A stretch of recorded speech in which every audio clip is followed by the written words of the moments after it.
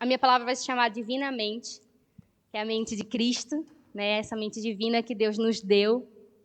E nesse mês em que a gente jejuava, uma coisa que eu pensei que todos os dias era mandado um devocional para a gente, né? Do país em que a gente deve orar e do que se passa lá e sobre o que se deve orar, foi muito interessante. E a primeira coisa que veio na minha cabeça, não sei se os irmãos chegaram a pensar, mas na minha se passou, o que eu faria? Né, se eu estivesse lá, ou se eu teria essa coragem, né, se abrissem as portas e dissessem, olha, quem dos irmãos quiserem ir para esses países, espalhar do amor de Jesus, pode ir, né? Será que eu teria essa coragem? Ou ficaria, não, eu vou ficar aqui intercedendo, orando, e amém, envia os outros, Deus, a mim, não. E eu fiquei pensando muito nisso. E eu lembrei de uma coisa, quando eu saí a primeira vez de casa, mesmo para estudar, e já tinha sido mandada para a Paz Church lá de Porto Velho. E no meu primeiro ano, eu quis desistir, como uma boa jovem que vai viver sua vida sozinha. Eu liguei para minha mãe, né? Foi o meu primeiro impacto. Comecei a pagar a conta, fazer aquelas coisas, água, luz, gás, isso, tem que ir para ali, aluguel. E comecei a ter que cozinhar todos os dias, que eu só não cozinhava, eu não comia. Então, foi meu primeiro impacto com, tipo, agora eu tenho que ser responsável, né? Eu tô sozinha e eu cuido de mim mesma, né? É eu e Deus. Minha mãe tá longe, o máximo que ela pode fazer por mim é orar. E eu liguei, né, pensando em voltar, claro, né? Falei, mãe, olha, o negócio tá apertado aqui, né, de trabalho, isso e aquilo. E ela que me incentivou a ficar, porque eu só tinha um ano. Eu ia fazer um ano, eu acho. Eu falei, gente, nem era tanta dificuldade assim hoje. Eu fico pensando, era o quê? Eu trabalhava, é a mesma dificuldade que eu tenho hoje, trabalho todos os dias. E na altura, eu fiquei sem trabalho e fui procurar outro, como qualquer pessoa desempregada faz, né? E, óbvio, eu fiquei mais apertado financeiramente, mas recebi dinheiro do meu pai, por isso supriu a minha necessidade. Só que eu não queria sair da minha zona de conforto, né? Com aquele um ano, eu estava todo o tempo sendo puxada para fora, né? Eu tinha que arrumar minha cama, eu tinha que lavar minha louça, eu tinha que cozinhar, eu tinha que ir atrás de um novo trabalho, eu tinha que organizar tudo, né? Então, eu pensei nisso, eu falei, gente, eu creio que eu já amadureci daquela altura para cá, né? Mas, falei, meu Deus, naquela altura, por pequenas coisas eu quis desistir. E todos os dias, quando a gente orava por um país, eu pensei, será que eu, a Isabela de hoje, já estou mais corajosa, né? Já tenho essa mente de Cristo em mim? A palavra de Deus fala em Coríntios que nós temos a mente de Deus, né? E queria complementar com o que dizia em Efésios, que diz assim, quanto à antiga maneira de viver, vocês foram ensinados a se despir do velho homem que se corrompe por desejos enganosos, a serem renovados no modo de pensar e revestir-se do novo homem, criado para ser semelhante a Deus em justiça e em santidade provenientes da verdade. E eu falei, Deus, como é que eu posso ter uma mente saudável? Porque eu sou muito atacada na minha mente, né? Ah, isso não vai dar certo. Será que eu tenho coragem? Eu, às vezes, eu quero falar de Jesus para alguém e eu fico assim, você pode criar um conflito, ou ainda não é o momento. Deus gera oportunidade, não gera, e eu espero. E tudo vem aqui na minha cabeça. Às vezes eu faço filmes de coisas que nem aconteceram, mas na minha cabeça já está acontecendo e às vezes eu já estou preocupada. E eu falei, eu preciso trabalhar a minha mente, né? E desde o ano passado, no final do ano passado, eu comecei a pesquisar muito acerca disso. Tanto versículos como palavras que fossem me edificar, né? Eu já tinha pedido, um dos meus primeiros alvos aqui em Portugal, era para que eu não tivesse uma mente desanimada, né? Não deixasse me abalar. Era uma das minhas orações. Eu falei, Deus, esse foi o meu alvo de 2016. Né? Então, eu não quero mais. Né? E eu comecei a pesquisar muita coisa para fortificar a minha mente. E quando veio o jejum em fevereiro, eu falei, gente, esse é o momento, essa é a hora de eu sair mesmo da minha zona de conforto. Porque quando nós vemos países que estão a passar por dificuldades diferentes da gente, isso mexe conosco. Isso fala, o que eu estou passando que me impede de falar de Jesus? O que eu estou passando que faz com que eu me afaste de Deus se esses irmãos estão perdendo família, perdendo filho, né? E a cada vez mais estão a espalhar do amor de Jesus. Eu achei algo muito engraçado, muito bom, com que a oração faz com a nossa mente, né? Eu quero citar 3 coisas, que é a oração, o jejum e a meditação na palavra de Deus. E Tessalonicenses fala que nós temos que orar sem cessar.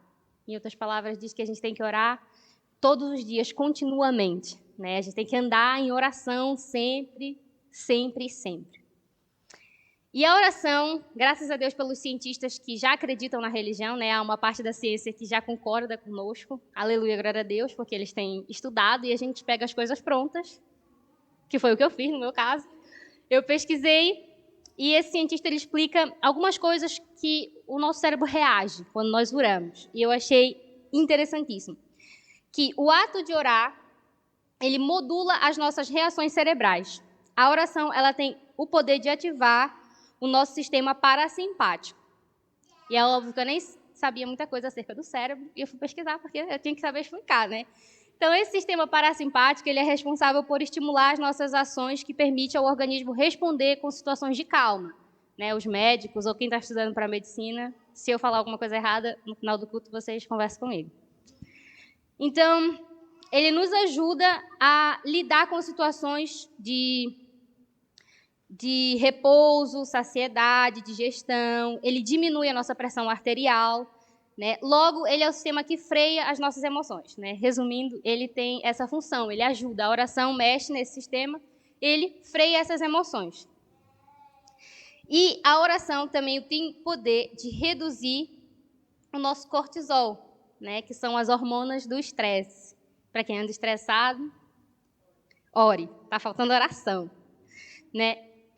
A oração ela tem o poder de diminuir para mais da metade. Algumas pesquisas dizem 70%, né? E a maioria diz mais da metade. Então, assim, mais da metade. Se a metade é 50%, ora, a oração. E é uma coisa simples. Orar.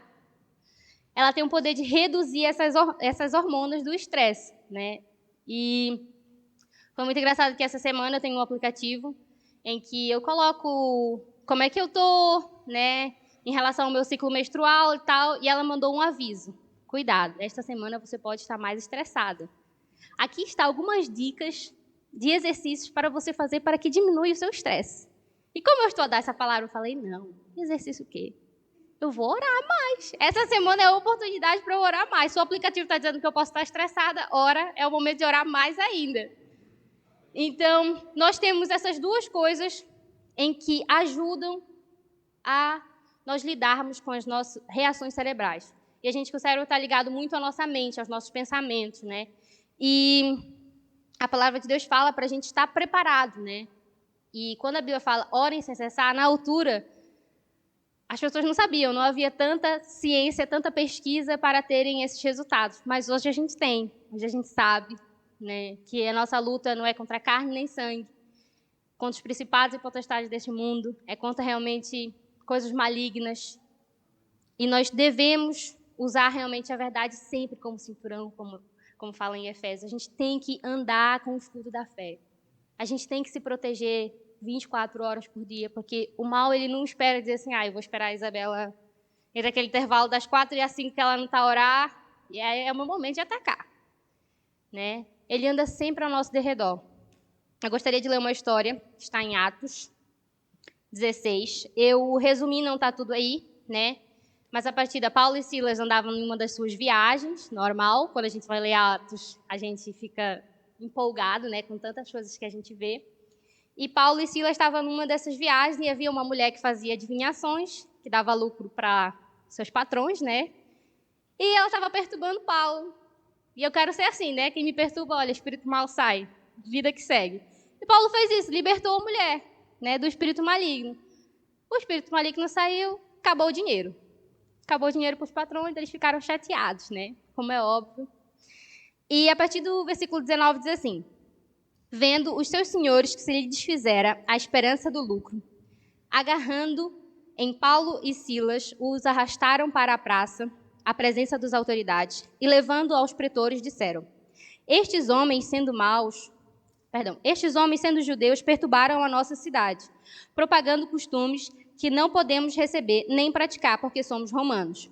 Levantou-se a multidão unida contra eles, e os pretores rasgaram-lhe as vestes e mandaram açoitá-los com varas. E depois de lhes darem muitos açoites, os lançaram no cárcere, ordenando ao carcereiro que os guardasse com toda a segurança. Este, recebendo tal ordem, levou-os para o cárcere interior e lhes prendeu os pés no tronco. Por volta da meia-noite, Paulo e Silas oravam e cantavam louvores a Deus, e os demais companheiros da prisão escutavam. De repente, sobreveio tamanho terremoto que sacudiu os alicerces da prisão, abrindo-se todas as portas e soltaram-se as cadeias de todos. O carcereiro despertou do sono e, vendo abertas as portas do cárcere, puxando da espada, ia suicidar-se, supondo que os presos tivessem fugido. Mas Paulo brandou em alta voz: "Não te faças nenhum mal, que todos aqui estamos." Então o carcereiro, tendo pedido uma luz, entrou precipitadamente e trêmulo. Prostrou-se diante de Paulo e Silas. Depois, trazendo-os para fora, disse: "Senhores, que devo fazer para que seja salvo?" Respondeu-lhes: "Crê no Senhor Jesus e serás salvo, tu e tua casa." E lhes pregaram a palavra de Deus e a todos de sua casa. Naquela mesma hora da noite, cuidando deles, lavou-lhe os vergões dos açoites.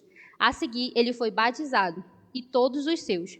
Então, levando-os para fora da sua própria casa, lhe pôs à mesa. Com todos os seus manifestava grande alegria por terem crido em Deus. Quando a gente anda em oração, Deus ele guarda a nossa mente e o nosso coração.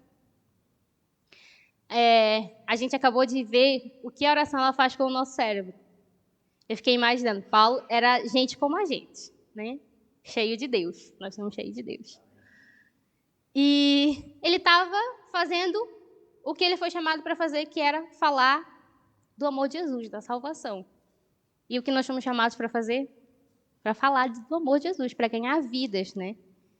E eu fiquei pensando, Paulo libertou a senhora, ele foi preso, ele podia ter dito. Quando a gente é pego de surpresa, quando a gente tem esse hormônio que eu falei, que é o parasimpático, né? Quando ele não está ali preparado em oração, ele é pego de surpresa e ele não sabe como reagir.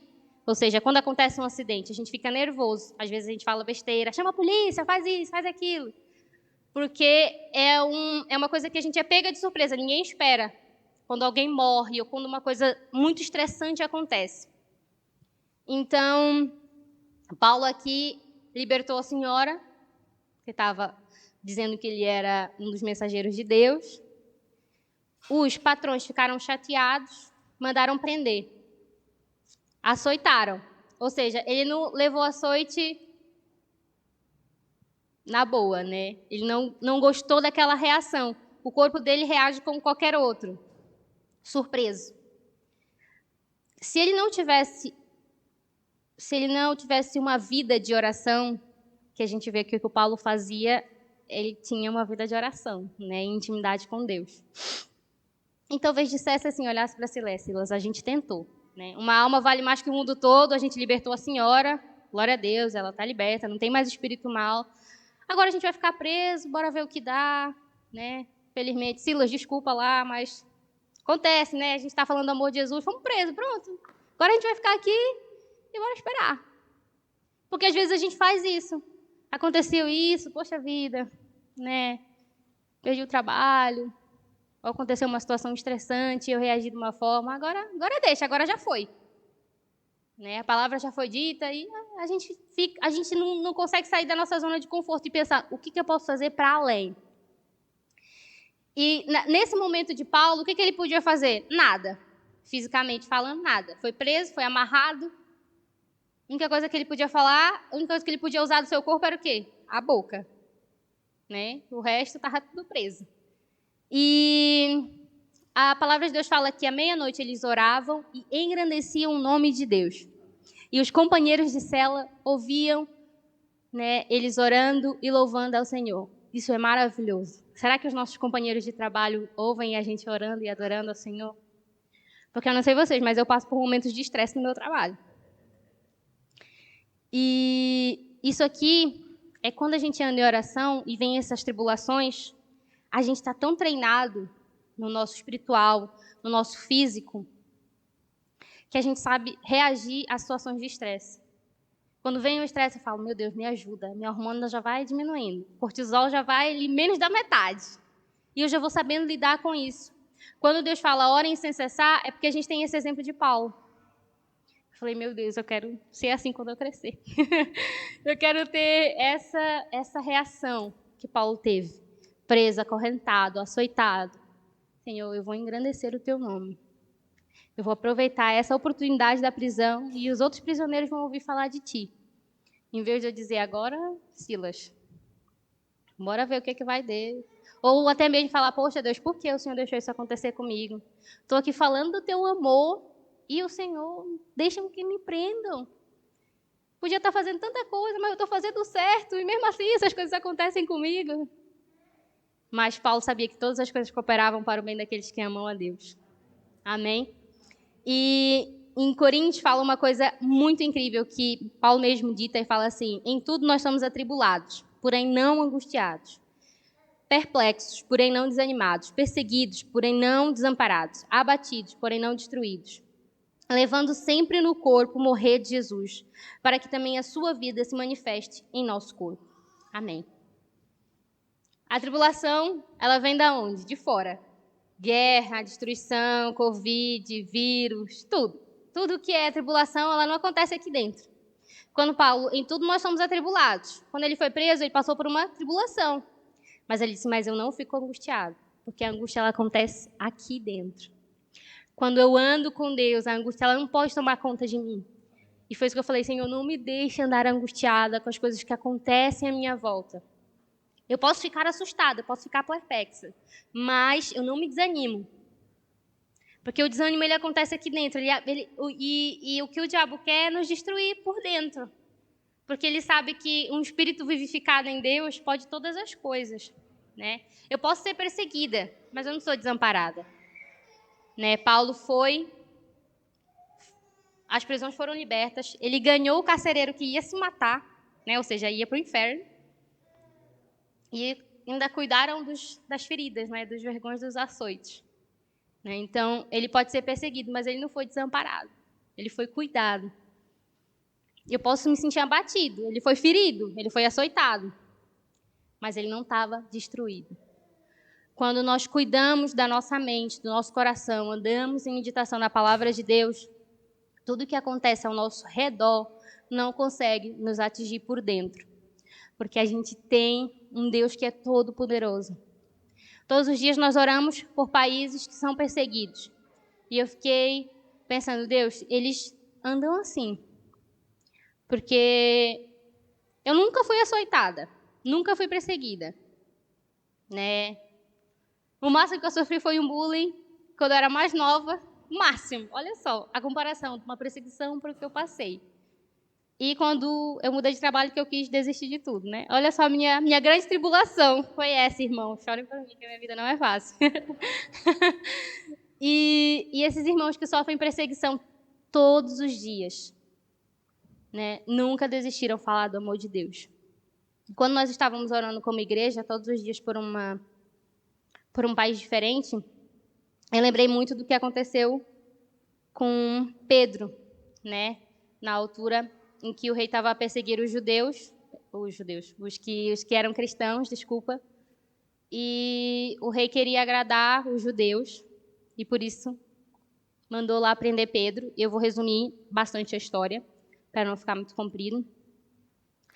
Mas a palavra de Deus fala um pouco acerca disso. Isso acontece quando a igreja ora em favor dos irmãos que estão presos.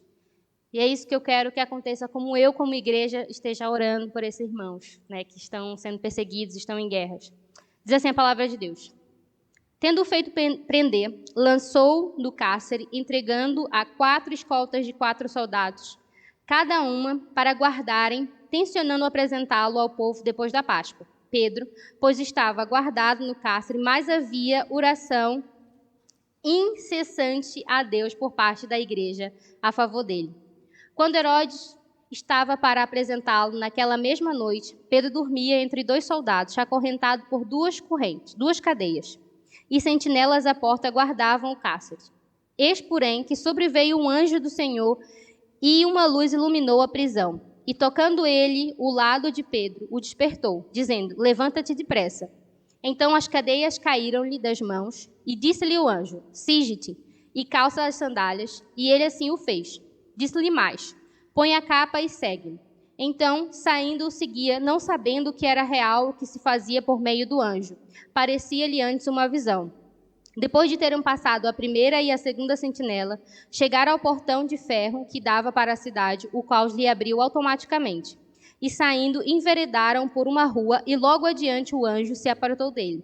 Então Pedro, caindo em si, disse: Agora sei verdadeiramente que o Senhor enviou o seu anjo e me livrou da mão de Herodes e de toda a expectativa do povo judaico. Considerando ele a sua situação, resolveu ir à casa de Maria, mãe de João, cognonimado Marcos, onde muitas pessoas estavam congregadas e oravam. Quando ele bateu ao portigo do portão, veio uma criada chamada Rode ver quem era. Reconhecendo a voz de Pedro, tão alegre que ficou que nem o fez entrar, mas voltou correndo para anunciar que Pedro estava junto do portão. Eles lhe disseram: Está louca. Ela, porém, persistia em afirmar que assim era. Então disseram: É o seu anjo. Entretanto, Pedro continuava batendo. Então eles abriram, viram e ficaram atônitos. Eles, porém, fazendo-lhe um sinal com a mão para que se calassem, contou-lhes como o Senhor o tirara da prisão e acrescentou: Anunciai isto a Tiago e os irmãos. E saindo, retirou-se para outro lugar. Quando nós oramos aqui, a minha vontade é que isso apareça no jornal. Imagina que loucura. Eu não sei porquê, mas uma cidade, né, lá no Afeganistão, uma cadeia foi destruída do nada. E muitos presos foram libertos. Sem explicação. Né, porque a gente, como igreja, estava orando pelos irmãos serem livres. Falei: Deus, é assim que eu quero viver. Orar por esses países perseguidos e do nada a gente vê notícias assim, que cadeias eram soltas, né? Ouvi testemunhos dos irmãos que do nada as correntes foram libertas, né? E a gente sabia que foi por causa que a gente estava orando para que isso acontecesse. Eu já estou a encerrar, e quando os discípulos, na altura em que Jesus estava com eles, havia uma grande multidão e os discípulos queriam expulsar um demônio. E eles não conseguiram. E Mateus fala acerca disso. E o Senhor falou assim, né, o pai disse assim: Senhor, tem misericórdia do meu filho, né, que ele é lunático. E sofre muito, pois muitas vezes cai no fogo e muitas vezes na água. E trouxe até os discípulos e eles não puderam curá-lo. E Jesus respondendo disse: Ó geração incrédula,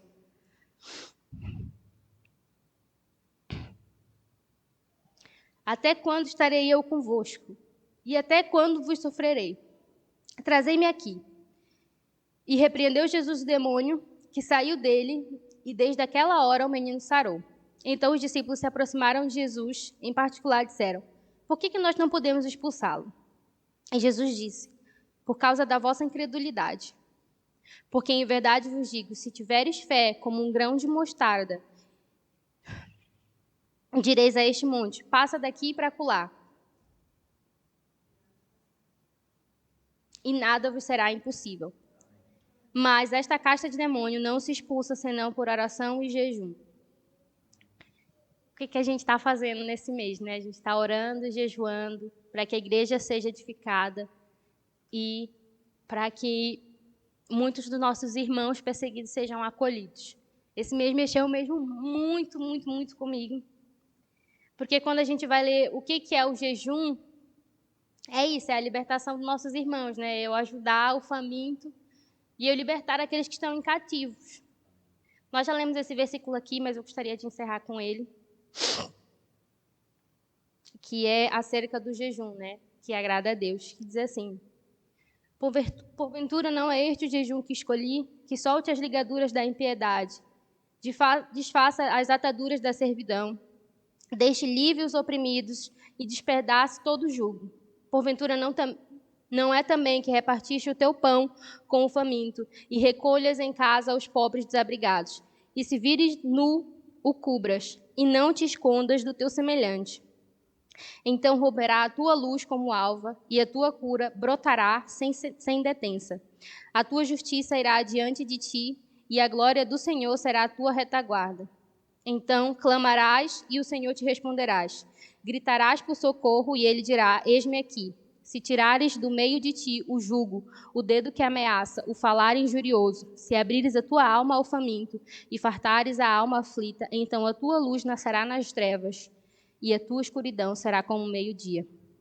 O Senhor te guiará continuamente, fartará a tua alma até em lugares áridos e fortificará os teus ossos. Será como um jardim regado e como um manancial, cujas águas jamais falham. É isso que eu quero para minha vida, né? Foi isso que mexeu comigo esse mês, né? Eu falei: Deus, será que o meu jardim está assim, né? Será que a tua justiça está indo adiante de mim? Será que o jejum tem causado esse efeito na minha vida? Será que eu tenho jejuado o suficiente, orado o suficiente e colocado isso em prática? Porque não adianta só eu jejuar, porque se eu jejuo e não vou para frente, eu literalmente estou só passando fome, né? Porque de nada adianta eu não alimentar o faminto. E às vezes o faminto não é só de comida. Às vezes a pessoa está faminta mesmo de Jesus. Ela está triste, ela está oprimida. E eu sou o pão, né? Se eu sou Cristo aqui na terra, eu tenho que representar Cristo. Eu tenho alimento, né? Eu tenho a Bíblia que me alimenta todos os dias. E eu tenho que alimentar o meu próximo todos os dias. Nesse momento eu tinha colocado os países em que a gente tivesse horário. Eu gostaria que vocês se levantassem e orassem comigo acerca desses países. E que a gente nunca se esqueça, né? O jejum encerrou ontem, né? Até hoje o café aqui, o Pascoff acabou tudo. Porque os irmãos hoje já vieram com a barriga pronta para ser abastecida. Né? Então, o jejum acabou ontem, mas que a gente nunca esqueça dos nossos irmãos e que a gente não esqueça de continuar a orar e jejuar também, porque isso edifica o nosso corpo, né? A nossa mente, a nossa alma, o nosso espírito. A gente precisa fortificar isso em nossas vidas, né? Eu gostaria que todos orassem comigo, estendessem as nossas mãos para cá, né? Que a gente pudesse aproveitar esse momento para orar como igreja. E eu creio que a gente vai ver muitas cadeias sendo destruídas, né? Muitos irmãos sendo libertos. Amém. Deus, Pai, eu quero te agradecer por essa igreja estar aqui realmente cheia do teu Espírito Santo, Senhor. Que o Senhor realmente mande os teus anjos e liberte os nossos irmãos que passam por perseguição em favor ao teu nome, Senhor Deus. Que o Senhor cuide de cada pastor que está na frente realmente como igreja, guarde-os, proteja. Que o Senhor seja o Deus de refúgio, o Deus de fortaleza, papai querido. Que por amor ao teu nome essas pessoas possam ser protegidas, Senhor Deus. E se elas estão feridas, que o Senhor vá e cure, liberte elas da onde elas estiverem, em qualquer cativeiro, em qualquer prisão, Pai. Que o Senhor realmente possa ir até eles e restaurá-los, papai. Que nós, em oração, podemos realmente agregar para que muitos irmãos sintam-se cuidados através de nós que estamos aqui. Que a gente que está aqui nesse país possa saber usufruir a liberdade que nós temos para falar do teu amor. Que a gente possa entender que os nossos irmãos são perseguidos, são açoitados todos os dias em favor de ti. E a gente aqui, com a nossa liberdade, Senhor, que a gente possa falar do teu amor, que a gente possa entender que nós somos livres, que nada nos impede todos os dias de proclamar o teu nome. Senhor, tira de nós o comodismo, o medo, a covardia. Enche-nos, Deus, com a tua coragem, Pai, para que a gente fale do teu amor a todas as pessoas, no nosso trabalho, na nossa escola, que a gente não perca mais nenhuma oportunidade, Senhor, Pai, que esse jejum venha nos incomodar, Pai, para fazer com que a gente entenda que a gente vive num lugar maravilhoso e que nada nos impede de falar do teu amor, que todo empecilho, toda frieza, todo medo caia por terra. Que o Senhor encha-nos realmente da tua coragem, Pai. Muito obrigada por esse mês, por esse jejum que nos fez despertar e entender a realidade em que nós vivemos, Pai. Em nome de Jesus. Amém.